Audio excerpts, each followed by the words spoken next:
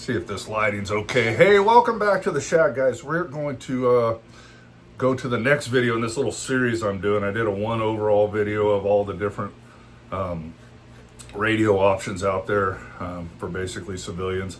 Someone did comment there are some microwave ones. I'm not really going to go into that. Not super popular here. Not widely used more in Europe, but not really here in the States. So we're not going to go over those. Last week we did CB. That went pretty good. We caught a few comments, whatever. We ruffled some CB feathers, but that's all right, man. It's all right. It's all good. We still love you. So this week what I'm going to do is I'm going to combine MURS and FRS. They have some similarities, and they're the last two. You have CB, MURS, FRS, no license at all required. After that, as we go to GMRS and ham radio, those you do need licenses. So we'll do FRS and MURS today, and next week we'll do the GMRS.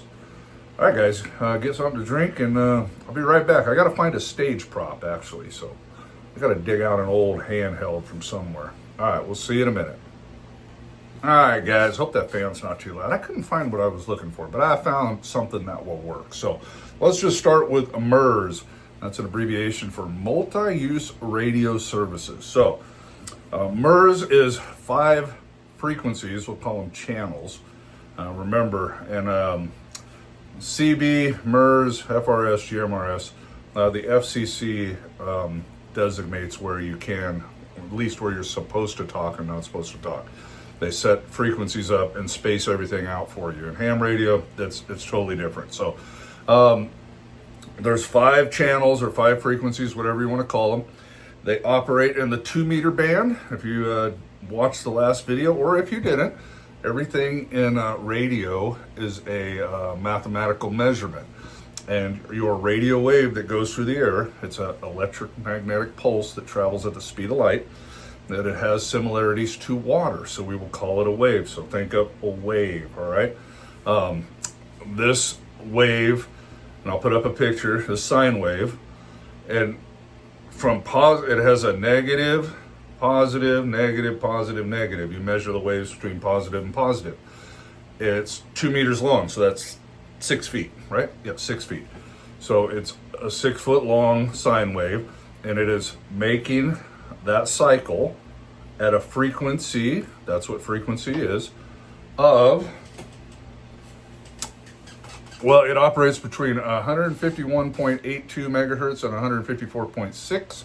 So that is 151.82 to 154.6 million times per second as it travels through the atmosphere at the speed of light, okay? So that is where that operates. Now, some big advantages to that over CB is it's a much smaller, more cycling wave, and it cuts through buildings. It doesn't get deflected very easily. You can't shoot skip with it. It doesn't bounce off the atmosphere much at all. Once in a while, used to do some 2-meter sideband back in the day. Some people still do, but it doesn't do it well, okay? And then as we get into FRS, that is in the 70 centimeter band, and that don't bounce off hardly nothing at all. So the benefits is it will travel through buildings, things like that. It's not easily deflected, okay? And it is an FM. Both of these will be an FM. We talked a little bit about modes.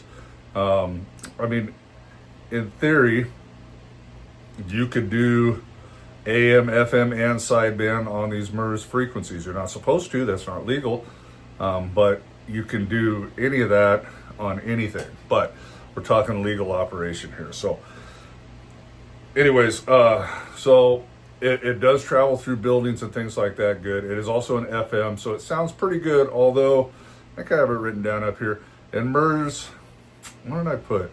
Oh, okay, on channels 1 to 3, you have to transmit narrow, which might make you sound a little tinny, air traffic controller type, Alvin and the Chipmunks. And the last 2 channels you can transmit wide, so you'll sound more like yourself, kind of like an FM, not quite stereo, but an FM.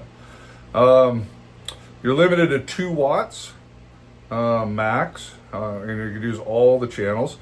This is not widely used. MURS is just not widely used. I don't know why. but it just isn't. They do sell MURS radios. Walmart, last I checked, uses the MURS frequencies. It's businesses are allowed to use them because it's a multi-use radio service. So you can take your MURS radio in and call for Walmart. And I used to do that back in the day. It's funny though. Be careful though. You can't be obnoxious and cause problems with the business, but you could get on there and say, hey, I need some help on aisle 7. And though the manager might come and try and tell you you can't do that, that would be incorrect. You have just as much right to the frequency as they do, okay? As long as you're not breaking any rules, you can't use profanity and things like that. You have to be civil and not be trying to obstruct things, but they don't own the frequency. Some they think they do, but they do not.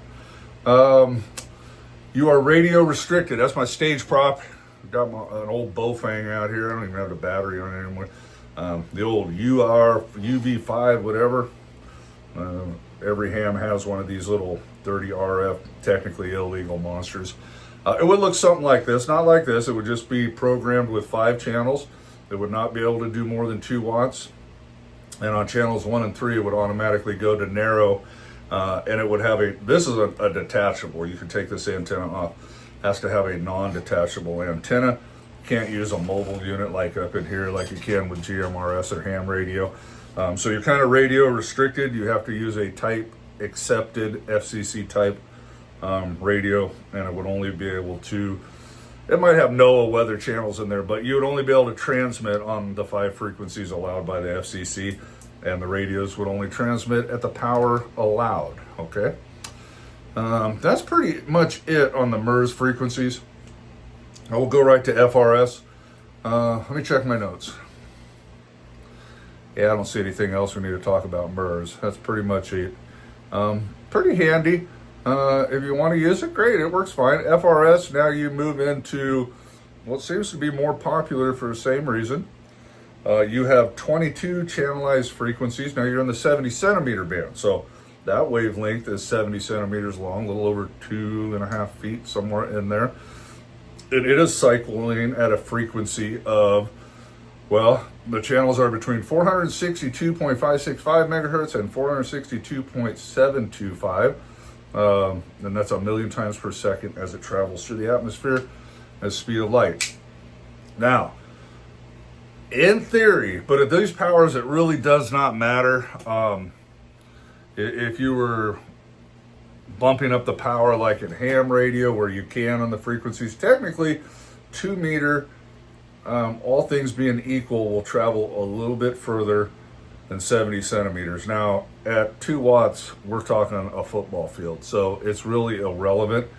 At higher powers, that distance does increase, but the flip side of that, the advantage of the 462 megahertz, is it's like a little Ginsu knife, right? It really cuts through buildings. It's almost impossible to deflect.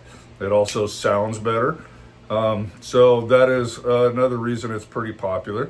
On those 22 channels, you're limited to 2 watts maximum. There are 7 channels that you can only do a half a watt on and only be narrow banded. I think you can only be, let me look at my notes. You can only be narrow banded on all FRS channels, I believe.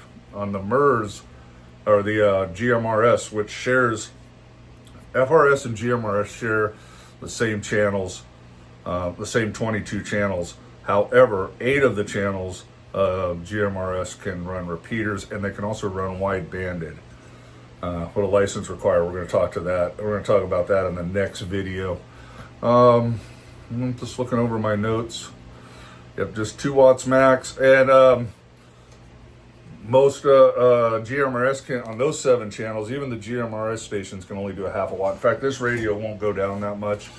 I'm sure I could override it. I've never really tried, but on channels, whatever it is, the 7 channels there that's a half a watt, it won't even transmit. It just beeps at me. I don't use it for that anyway. Also radio restricted to a handheld device only on FRS. Same type of thing. Have to be FCC compliant. It would come programmed, all narrow banded, only have those 22 channels, only be able to do 2 watts on the channels you can do 2 watts on, and only be able to do a half a watt on the 7 that you cannot, that you can only do a half a watt on. Also, No detachable antennas like this. It would be a fixed antenna and no mobile radios. Pretty popular. A lot of people are using these nowadays. I don't think it's as popular as GMRS, which we're going to talk about that in the next video. But it is fairly popular. I do pick up a lot of families traveling through. They're using it car to car. Sporting events, soccer fields around here, you will get people, you know, they're just cheap. You can buy 10 of these walkie-talkies on Amazon for like $50. I mean, they almost give them away. Little Chinese specials, but they can talk to each other. You know, if there's a big soccer tournament and everybody's around, you know, they're pretty handy for that. You know, especially little kids that don't have a cell phone. You say, hey, get your butt back over here. I hear that all the time. So pretty popular with that. Don't hear too many preppers on here. They're more on the GMRS side.